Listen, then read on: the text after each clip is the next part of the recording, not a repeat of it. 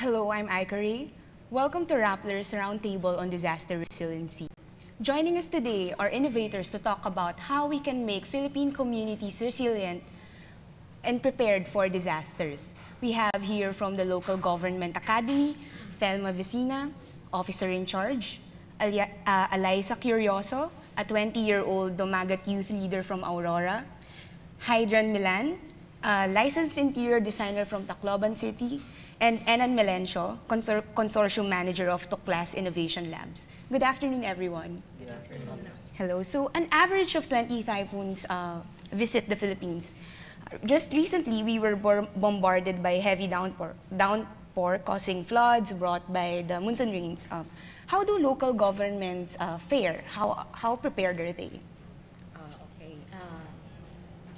Based on our reports coming from the field, and of course, even literature shows that the level of preparedness of our local government units nowadays after the Yolandas actually increased.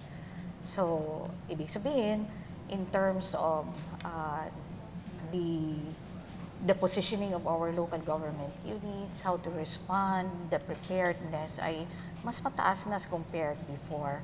Maybe siguro later on when we discuss some of the stories of my colleagues here, no, in this panel, we will see that a lot of action has actually been done at the local level. That's why the level of preparedness has actually increased. So, kamusta naman po, ma'am? Ano po siguro yung mga best practices na nakikita po natin ngayon? Actually, the Yolanda area, makikita natin marami ang best practices. Coordination with the other sectors actually increase, and even the capacity of the local government units themselves. How they prepare themselves, the structures, the policies, the plans has actually improved a lot after the Yolanda. And then maybe tanong mo kung anong best practice natin. The Yolanda area, tingnan natin. I mean, in the Eastern Seaboard, there are a lot of good practices now going on how they can actually, how they're actually doing preparedness and response and the other systems for disaster preparedness. Yeah, we will talk about Yolanda later on. Ano. So, ma'am, pwedeng ikwento nyo lang po sa amin, ano po yung mga initiative ng Local Government Academy in terms of yung mga ganito pong situation? Okay.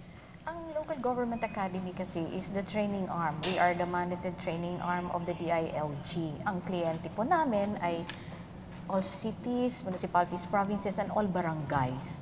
So marami po, malawak po ang aming ginagalawan. So kami po, dahil kami po ang training arm ng department, we do design, develop training programs for the LGUs. Actually, it's not just training programs. Now we expanded to include capacity development programs for LGUs.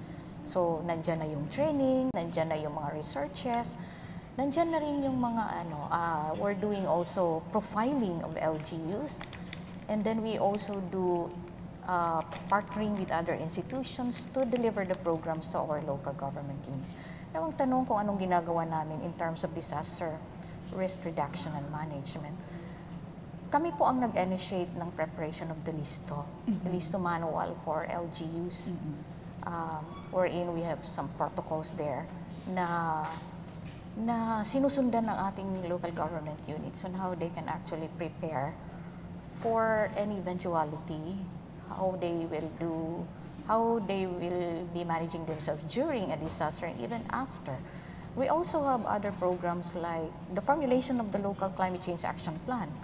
Kasama din po kami sa mandato na we will assist the local government units in the preparation of their local climate change action plan.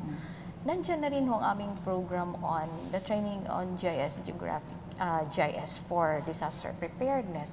Ang amin dito, why we are actually capacitating them, is that we want the LGUs to be empowered. Like for example, they have the maps, but of course the maps are there, but our programs will enable them to validate the reality is the map responding to the needs of the LGUs. Yun ang aming GIS. And then we also have programs like the local economic development for sustainable growth, for a climate change.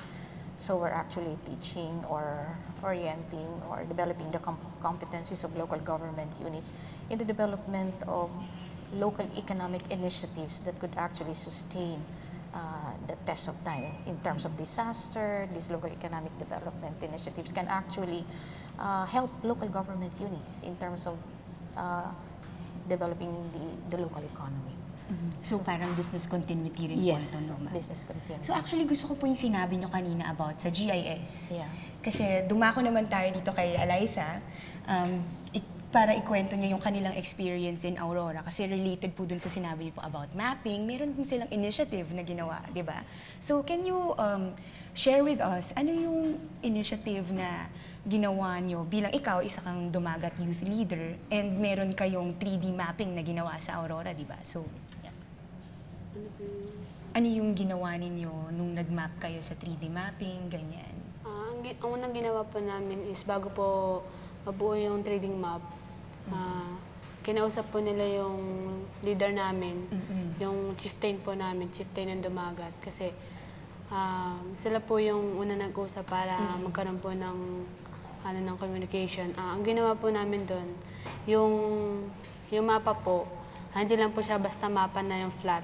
Kumbaga yung mapa po is, meron po siyang ilaw sa taas na tapos meron po salamin doon na pag tinutok doon makikita po doon yung mga areas po na pwede pong tamaan ng sakuna. At bago po mabuo yung mapa ay kinausap po nila yung mga elder namin kasi sila po yung mas nakakaalam kung ano po kung hanggang saan po yung sakop ng komunidad namin at kung ano po yung mga posibilidad na lugar na pwede namin puntahan.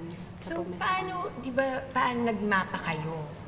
Paano kayo, ikaw, di ba ikaw yung youth leader, paano mo sila nakausap para yung mga ibang youth ay magmapa din? Ano po, kinausap po sila kami lang po yung mga kabataan na nag-usap-usap noon, na sabi ko po sa kanila na maging bahagi tayo ng gawain na to para dagdag kaalaman bilang isang kabataan na huwag tayo makontento na sapat na ba yung kaalaman natin na kapag may sakuna ay agad nating kukunin yung mahalagang bagay sa atin na tama na yun. Dito sa activity na to ay madadagdagan pa yung kaalaman natin na hindi lang pala tayo doon basta sa bahay pag may sakuna, na pwede pala tayong umahon sa bundok para mas ligtas tayo, na mas doon na ligtas yung sarili ng bawat isa. So, anong reaksyon nila nung nalaman nila yung mga ganitong, kadagdagang kaalaman? Yung iba po, syempre, hindi po sila ganun agad naniwala. Kasi po, bago, tapos hindi po nila masyadong kilala yung mga tao na nagpunta doon. Ang kaganda lang po doon, nagkaroon po sila ng interest na mas matutunan nila na yung mapa pong ginawa namin ay na napakahalaga pala ng para sa kanila bilang isang kabataan. Kasi nung hinikayat ko po yung mga kabataan na maging bahagi po sila ng paggawa ng mapa. Kaso di nga po sila naka-attend kasi nga po mas pinagtuunan po nila pansin yung umahon sa bundok maghanap ng pagkain. Pero may mga kabataan naman din po nakasilip, kaya ko.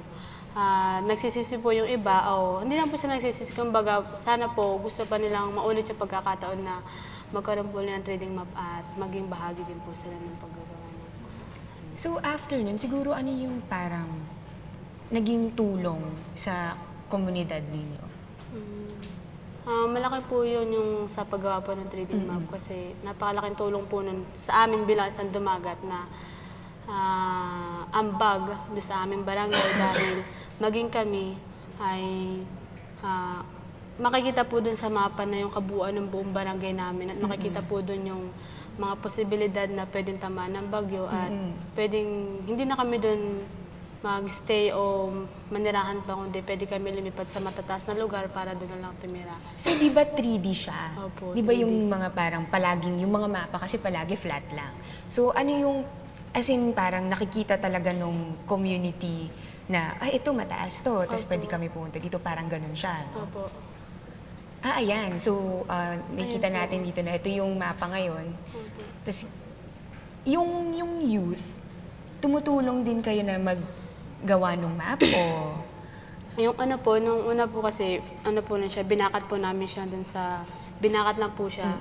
Tapos guhit-guhit po namin. Yun po yung unang ginawa namin. Tapos ako po, bilang isang kabataan dumagat, ako na po yung parang lagi nandun na tumutulong. At ang nakita ko po doon, ang naitulong ko po doon ay yung magdikit po ng mga kusot po doon sa may mapa na hinulma. Na yung mga plywood po na kinat. Doon po. So, sige yun ha. Salamat. Ngayon, lipat naman tayo dito sa... Kasi ito, important din itong mapping kasi talagang nakikita talaga ng community kung ano yung itsura ng pwede nilang puntahan. So, nagkakaroon ng parang certain realization, kumbaga, ano? Ngayon, lipat naman tayo dito sa Yolanda experience na napag-usapan nga kanina ni Ma'am na isa sa mga best practices. But, si Hydron, ang inyo ay Bakwit Kit. Bakwit Kit, yes. Can you tell us more about that? Well, after Yolanda, I really wanted to take part in disaster response, but I don't know where to start. I'm an interior designer by profession, and I've been asking myself, what is my role as an interior designer in disaster response? So there was an opportunity last year by Philbex Cebu. It's a Philippine Building and Construction Exposition in Cebu City. We were invited for a roundtable discussion amongst designers from Philippine Institute of Interior Designers in by different chapters. So we were discussing, and one question that surfaced, we were challenged to come up with an exhibit. As interior designers, we are used to coming up with glamour spaces, luxury spaces. But then we challenge ourselves, what is our role in disaster response? So our design challenge was to come up with interior spaces for evacuation centers. Since designated evacuation centers here in the Philippines are cramped spaces with no demarcation lines, with no boundaries. So it is within our scope as an interior designer to come to design spaces within the context of interiors. So we challenged ourselves to come up with spaces. So Cebu came up with Duyan as a bed in evacuation centers. Panay came up with the learning hub, and Bacolod came up with a bunker kit, and Mindanao chapter came up with a psychosocial support corner. And from our end, from Eastern Visayas, we came up with a Bakwit Kit. It's a flat pack evacuation kit that contains all the living essentials. These Bakwit Kits are designated, are prepositioned in evacuation centers already. So these are made of PVC pipes, and we have like soft partitions, and we have like mosquito nets to protect from mosquitoes.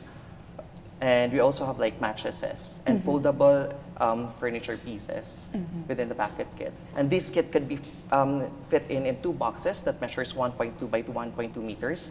And the whole Bakwit Kit is 2.4 by 2.4. That's roughly 5.74 square meters. Okay. So, how do you plan to work with local governments? Kasi I think this is a really good project, no? Kasi right now, yung kung saan man nagsistay yung mga evacuees natin, usually sa mga school, tapos yun nga, sinabi mo kanina na medyo may problem in terms of privacy, dignity, ganyan. So how do you plan to marry that when you work with the local government? Currently, we are partnering with the community, and we're doing our prototype testing. And after we've polished our prototype, we are planning to market this kit, Bakwit Kits, to the LGUs eventually, and we're planning to sell the Bakwit Kits to the LGUs. Okay. Siguro, what inspired you to create the Bakwit Kit? Well, I'm a Yolanda survivor, so after Yolanda, one question that really struck me is, what is my contribution to the society? So I really wanted to bring design closer to the community. As interior designer, we have been labeled as elitist because we are most of our clients are those who can afford our services. But I wanted the notion to change that notion that design is for everyone. Design is for all. It's not only for the the few people who could afford it. So this inspired me to work with the communities and bring design closer to the communities by providing them spaces, good spaces, and perhaps I'm also doing product development with the communities. And I really think it's very interesting, no? Kasi you're an interior designer, and then people would always say na parang, kunwari, like I'm an interior designer, pero parang hindi naman ako disaster planner, no? So parang people would think, ano ba yung contribution ko? But there, you made something out of it, right? Yes, because I believe no matter what our specialization is, we can always contribute to disaster response. Like for doctors, lawyers, everyone should be involved in disaster response. Okay, I like what you said. So since yun nga yung sinabi mo na everyone should be involved, punta naman tayo kay Enan and to tell us more about Tuklas Innovation Labs. And hindi lang naman kayo working with a particular sector, right? You're working with a lot of from different walks of life. So can you tell us more about that? Okay, so Tuklas is short for Tungo sa Kahandaan ng Pilipinas. Isa itong proyekto na sumusuporta sa community-based innovations in disaster preparedness. Out of 266 proposals na natanggap namin last year, kasulukuyan meron kaming 14 na sinusuportahan ngayon. Kasama na yung kay Eliza at yung kay Hydra. Yung Tuklas, ito ay pinapangasawaan ng 4 na non-government organizations. So Plan International, Action Against Hunger, Care International at Citizens Disaster Response Center. Meron kaming 2 motivations kung bakit para sa amin importante itong proyektong ito. Una, yung risk profile ng Pilipinas. Nabanggit mo kanina, binibisita tayo ng average of 20 typhoons per year. No, so sa buong mundo, ang Pilipinas ay rank 3 sa World Risk Index. Rank 30 naman tayo sa Climate Change Vulnerability Index. No, sinasabi lang nito na mataas yung vulnerability natin pagdating sa natural hazards at saka sa extreme climate events. Hindi pa doon kasama yung human-induced hazards na marami rin sa Pilipinas sa armed conflict all over the country. So yung second motivation namin ay gusto namin matulungan yung bansa na makatuklas ng mga makabagong paraan sa disaster preparedness. So hindi lang makabago, naniniwala rin kami na yung mga taong direktang naapektuhan ng mga sakuna ay may kalakasan at kakayahan na tumulong. No? Kaya naniniwala kami ng innovations ay dapat mula sa tao at para sa tao. Okay. So, I like what you said about mula sa tao, para sa tao. No? So, sa tingin niyo, ma'am, kayo, ano po yung masasabi ng on the part of local government with these kinds of innovations and how you can marry the two, you know? Yeah, okay. Kasi ang local government units kasi natin are situated differently. Magkakaiba ang kanilang lakas at magkakaiba ang kanilang mga resources at magkakaiba ang kanilang pangangailangan. So kumbaga, walang isang programa na pwedeng tumugon sa lahat ng pangangailangan ng ating local government units. That's why that's the function of innovations. Innovations kasi, naniniwala kami sa Local Government Academy, will actually spell the difference. Ang innovations kasi is, kung titingnan natin innovations is kakaiba na pamamaraan sa nakakarami. So tulad ng 3D maps, isang napakasayang opportunity kasi yung mga youth, okay, na-empower para mag-isip para sa community. Ngayon, lalo na ngayon, mga millennials natin, talagang napakabilis ng mga pag-iisip, no? I just hope kasi, no, there is a documentation for that so that we can share it with the other local government units who have also a good or a strong force from among the youth, no? Kasi meron kaming Wimbury na yung mga youth din ang aming ino-organize to help in disaster management. So, kami kung ano ang magagawa namin is palaguin or we expand the reach of the program. Sana hindi lang doon sa inyong locality, but we can share the technology or the experience with other local government units.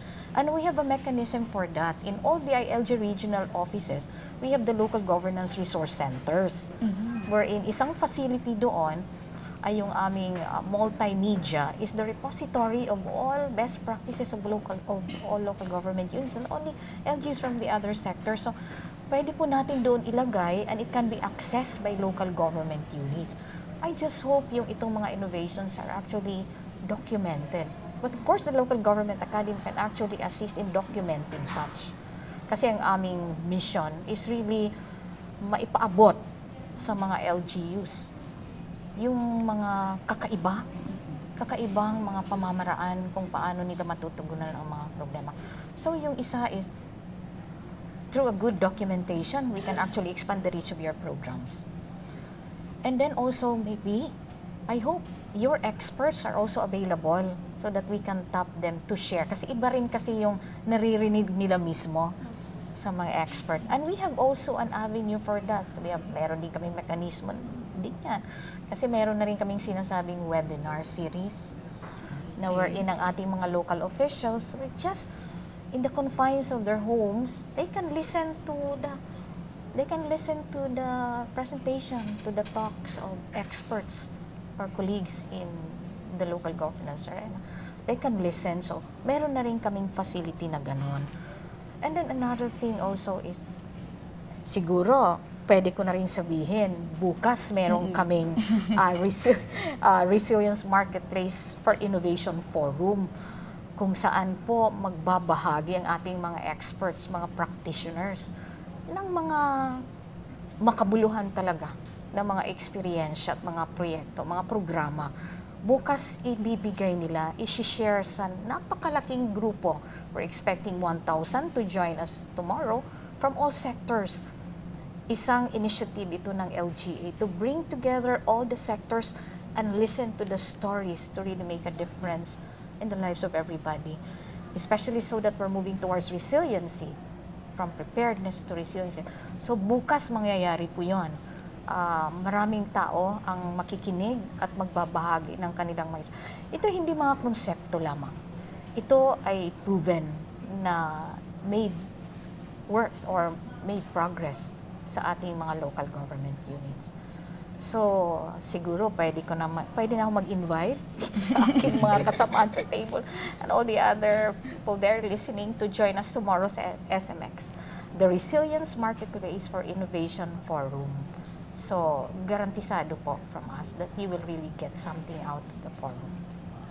Okay, thank you, ma'am. Siguro, bago ako magtanong ng mga additional insights, no, gusto ko lang sanang marinig, ano yung parang learnings ninyo bilang innovators sa, pag-craft nitong project? Mas nagkaroon ba kayo ng mas mataas na kamalayan kung ano yung paghahanda sa sakuna or ano yung mga siguro challenges na nadaanan nyo? So, let's start with you, Eliza. So, ano yung naging nahirapan ka ba? O siguro mas tumaas ba yung kamalayan mo bilang isang youth leader na ganito pala dapat mag-handle ng sakuna?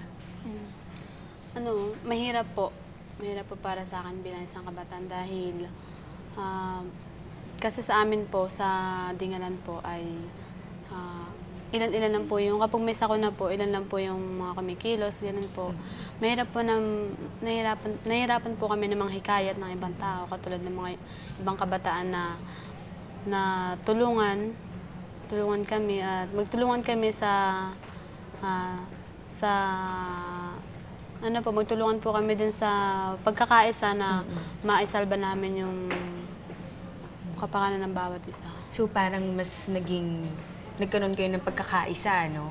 Na ganito pala yung dapat gawin. Dapat na po. Tsaka magtulungan po. Tapos, kailangan po yung mindset natin ay hindi negative, kundi positive lagi. Okay. Tapos, naalala ko nga po doon sa kanta na, doon sa may pinaalala sa amin ng mayor po namin, sobrang bait po ng mayor namin. Kaya, ang naalala ko po doon sa mga sinabi niya, hindi ka nabubuhay para sa sarili mo, nabubuhay ka para sa lahat. Kaya may pananagutan ka sa bawat isa. Yun po yung tumatak sa isipan ko. Kaya, yun po yung pinangahawakan ko rin po yun dahil magandang aral po yun para sa akin bilang isang kabataan kasi ganun pala, nakapagbigay po siya ng napakalaking kaalaman dahil sa pamamagitan po ng paggawa ng mapa ay nadagdagan pa yung mga kaalaman ng bawat isa sa amin doon sa Dingalan. Siguro ano na lang yung balak mong gawin sa hinaharap, no? Na ito na nga, alam mo na kung ano yung dapat mong gawin. Siguro, para sa mga katulad mong kabataan, tsaka, yun, yung mga katulad mong kabataan, tsaka mga, sabihin na nating mga IP, ano siguro yung pwede mong ibahagi sa kanila? Ang pwede ko pong ibahagi sa kanila ay yung education po dun sa ligtas pad na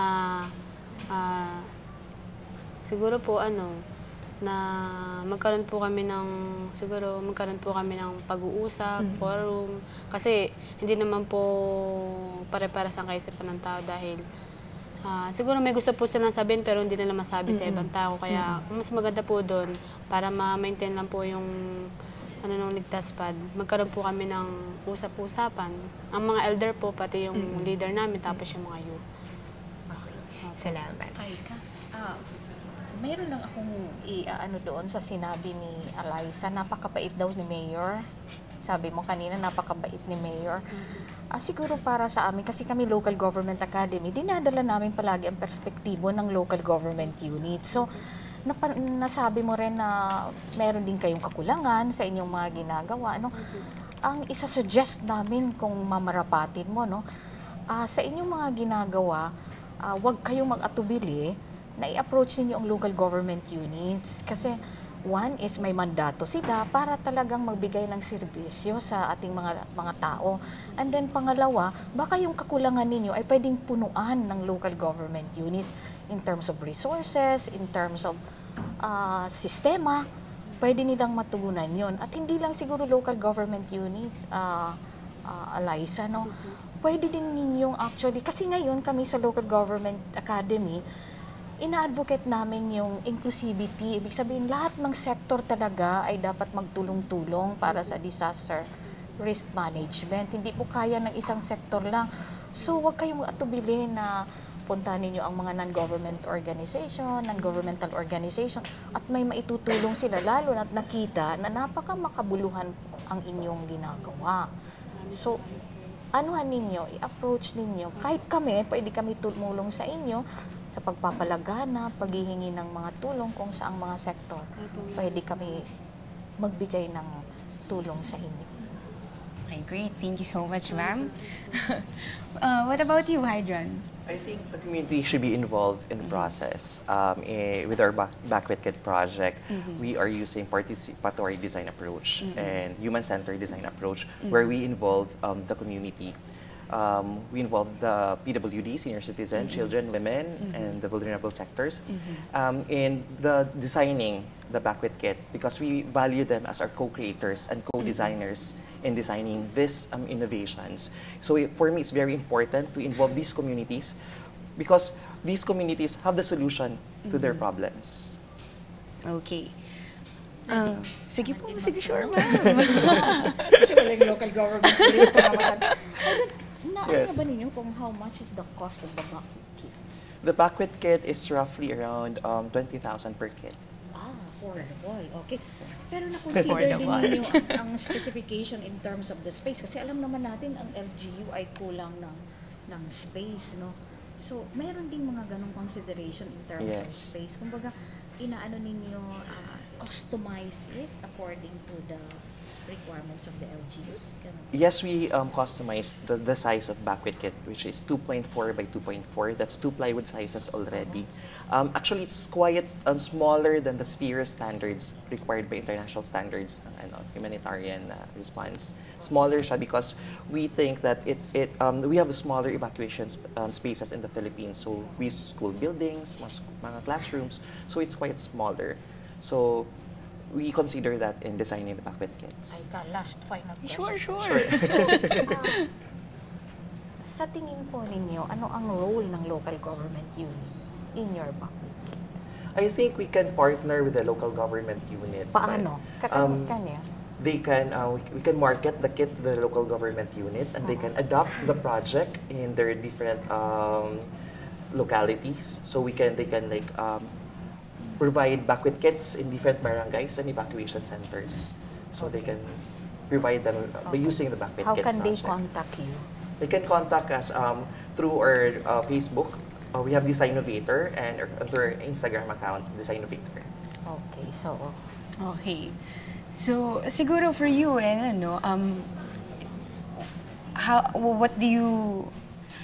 ano siguro yung pwedeng magawa ng iba pa nating mga innovators na interested silang gumawa ng mga ganitong proyekto, kahit not necessarily under Tuklas Innovation Labs? Dito sa project na to, meron akong gustong i-highlight na dalawang learnings. Una, anybody can be an innovator. Dito sa project namin, na katrabaho namin, mga iba't ibang tao galing sa iba't ibang sektor, na may iba't ibang educational background, iba't ibang level ng education, iba't ibang profession. At nakita namin na lahat sila ay merong mga magandang contributions at relevant din yung mga insights nila. No? So, hinihikayat namin lahat ng Pilipino na maging innovator at mag-innovate. Lalo na yung mga nasa vulnerable pamayanan kung sila mismo yung nakakaranas ng mga problema sa sakuna. Yung isa rin na gusto kong highlight sa learning namin, yung espasyo sa disaster preparedness in terms of innovation ay napakalawak. No, kasi yung natanggap namin na ideas, 266 ideas, Ang dami. 2 months lang na call for proposals yun. Ibig sabihin, ganun karaming Pilipino ang innovators. Yeah. Much more siguro pag dinabaan namin yung call for proposals. Much more siguro kung local government units, other NGOs, private sector would be supporting innovations. No? Kasi sila or tayo yung merong resources at may mga networks para suportahan yung mga communities na to at mailig sila dun sa experts na pwedeng makatulong sa kanila.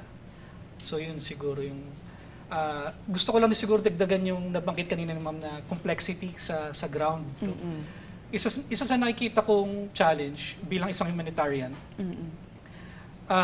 yung communities kasi natin, hindi siya homogeneous. Complex siya, iba-iba yung social norms, iba-iba yung power dynamics, cultures, etc., etc., iba-iba yan. No? Kaya very important na local government units, barangay level, at yung kanilang mga community groups ang nagtutulungan para pangunahan yung preparedness efforts sa ground. No?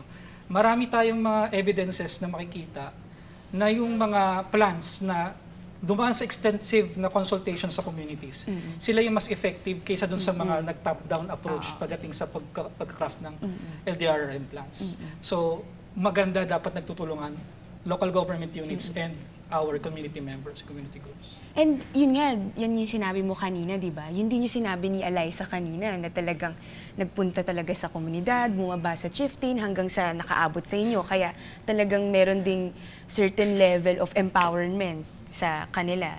So siguro, bago tayo mag-wrap up, meron pa tayong additional insights sa kasama natin dito sa audience. Baka pwedeng marinig natin ngayon. I think this is Miss Anna.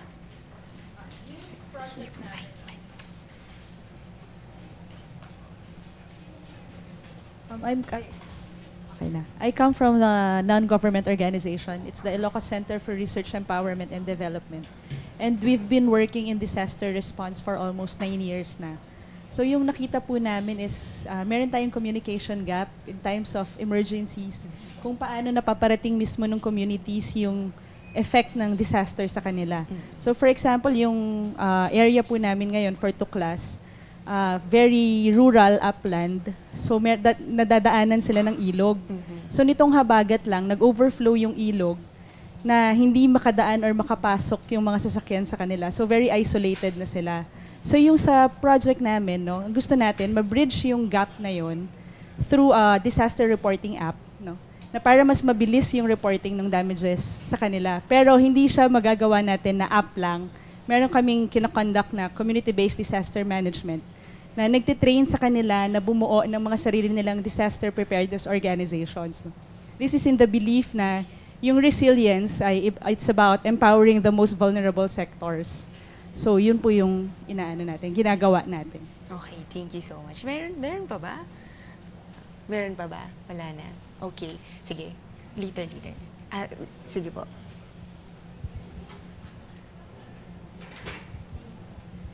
Gusto ko po idagdag, okay, na 3 years ago, I think 2 or 3 years ago, nagkaroon po kami ng workshop with the DILG. We conducted a design thinking workshop.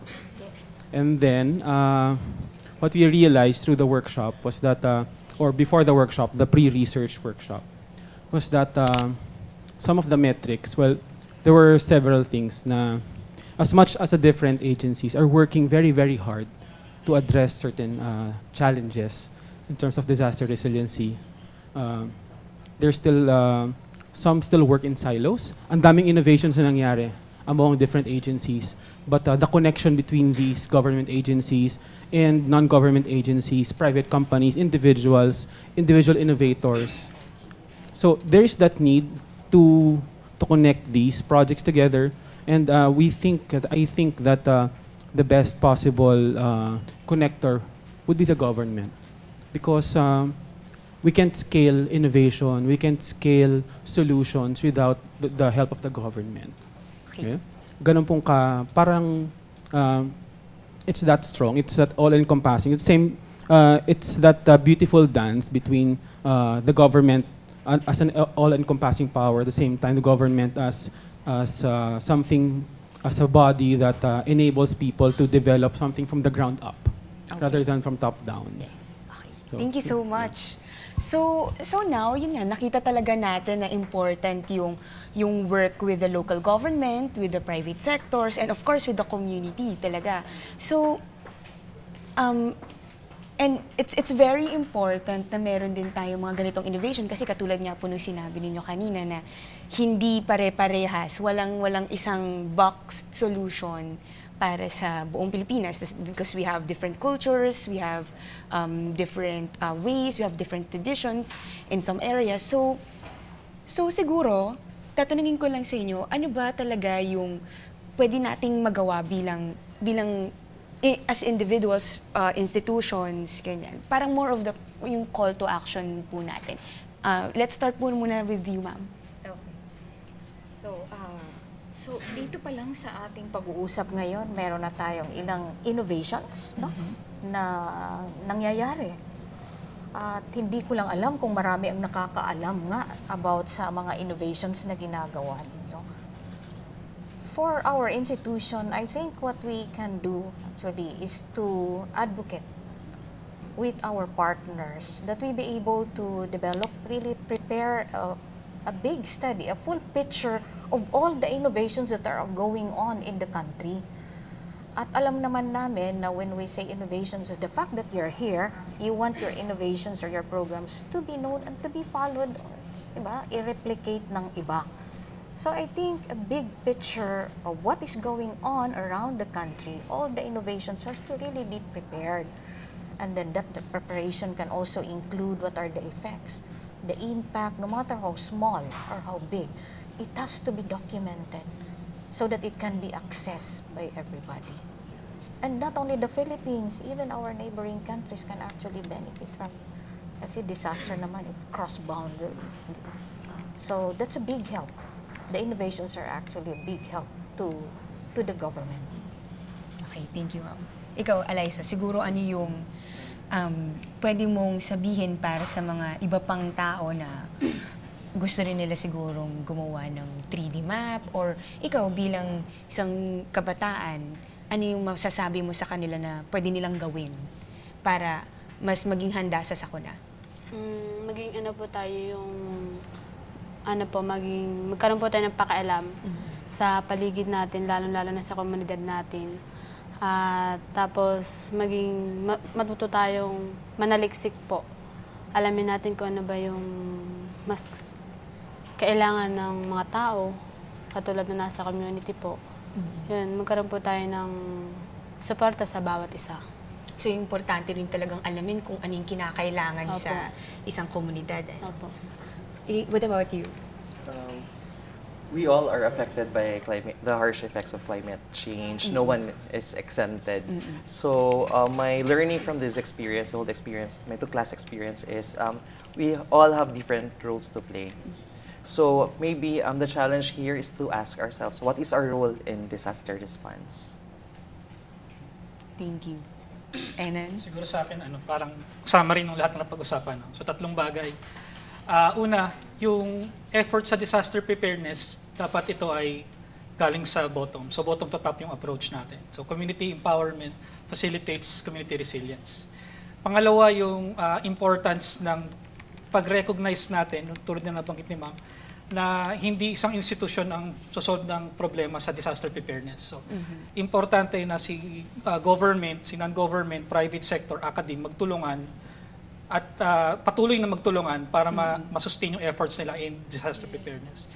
Third, yung pag-promote natin ng innovation sa communities na dahil ang mga problema sa komunidad ay nag-iiba-iba dahil din sa risks na tatanggap natin at sa mga hazards na meron na present dun sa community, kinakailangan na yung pinopromote natin yung innovation at nag-i-innovate sila continuously as they encounter new problems along the way.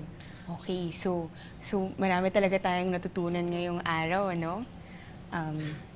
Okay. On that note, thank you for joining us. I'm Aika Ray, and this is Rappler's Roundtable on Disaster Resiliency.